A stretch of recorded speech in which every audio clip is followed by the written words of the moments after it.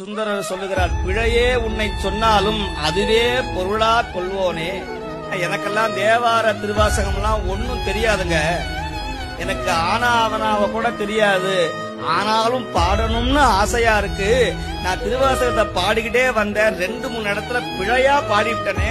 நமச்சிவாய வாழ்கங்கிறது பதிலா நமச்சிவாய வாழ்கன்னு சொல்லிவிட்டேன். தப்பா? இல்ல அதுக்கும் அருள் செய்வாராம். நீ பிழையே செய்திருந்தாலும் அதற்கு ஒரு 1/2 மார்க் போட்டு உனக்கு அருள் செய்யக்கூடிய எளிவந்த தெய்வம் சிவபெருமானை தவிர, தமிழ் வேதத்தை தவிர வேத எதுவும் கிடையாது. ஆனா வேத மந்திரங்கள் அப்படி அல்ல. நீங்கள் அக்ஷரம், சுதி, அந்த துவனி நீங்கள் தவறாக சொல்லிவிட்டீர்கள், ஆனால் அது பிழையாக மாறிவிடும். ஆனால் தமிழ் வேதம் அப்படி அல்ல.